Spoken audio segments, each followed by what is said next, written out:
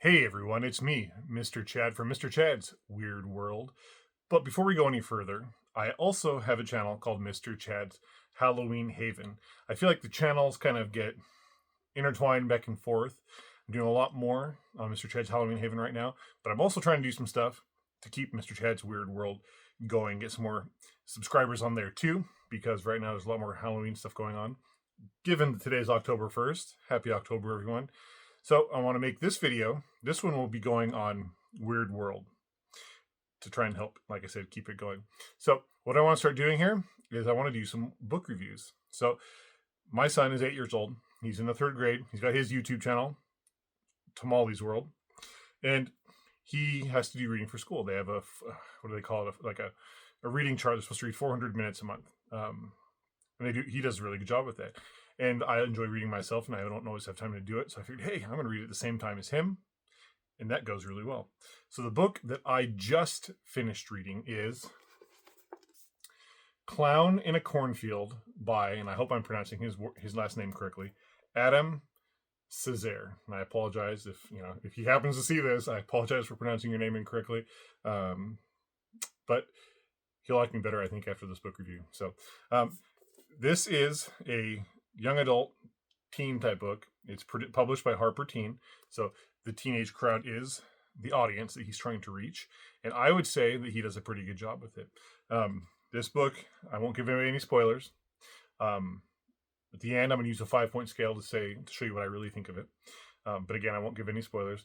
But so essentially, this book is about a girl who, with her father, moves from Philadelphia, Pennsylvania, to Kettle Springs, Missouri.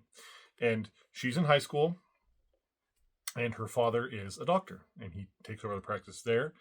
And she, goes to school, and the events of the kids at the school, the events that have already happened within the community, they kind of lead to a whole mess of bad luck, to say it much, much, much differently than it actually is. Again, it is called Clown in a Cornfield.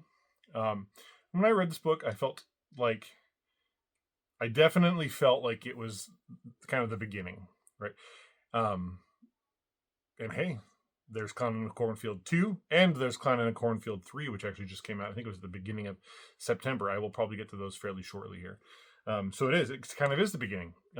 They left the book open-ended, which means that there is room for a sequel, which makes a whole lot of sense. It would make a lot less sense if they didn't do that. I'd be scratching my head wondering, well, what happened? My only complaint about the book really is that I felt like, in some respects, the build-up took too long, right? Like it took a little longer to get to the point than I would have liked for it to have taken. And then it wrapped up fairly quickly too, but I didn't see that necessarily as a bad thing, because it made me wanting to see, or read, I should say, what happens next. I would say if you are a horror fan, especially if you're into teenage horror, that kind of thing, or you're into movies, any horror movies really, but I could kind of see this movie in my mind. I got kind of they're in Kettle Springs, Missouri, and it gave me kind of a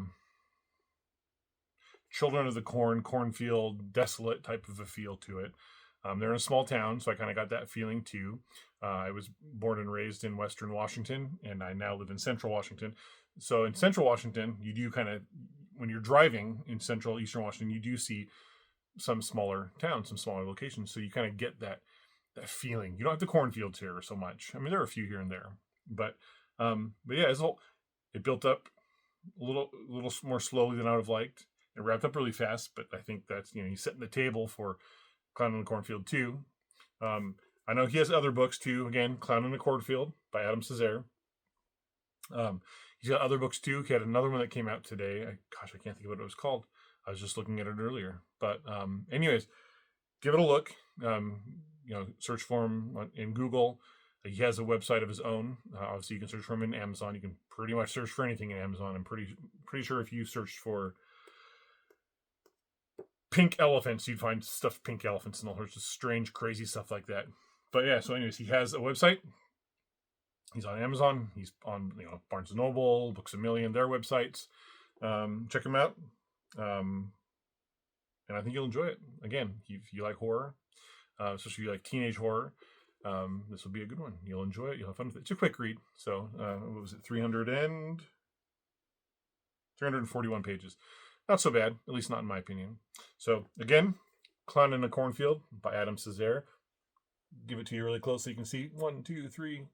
There you go. My next book that I'm reading is a Goosebumps book because I'm 8 years old again. And I don't know, I read Goosebumps when I was a kid, and my son was reading some, so I decided, what the heck? I'll give it a read too. They're always fun, and R.L. Stine is amazing. Thank you all so much. I hope you're having a fun October 1st. It is the beginning of the spooky month, even though spooky season's been going for a long time now, because Spirit Halloween is kind of the unofficial first day of spooky season. Which, the opening of the first Spirit Halloween is the unofficial day of spooky season as far as I'm concerned. So again, enjoy your day. Have a good October 1st. Do something Halloweeny or something spooky, and just enjoy yourself. I will talk to you all soon. Bye now.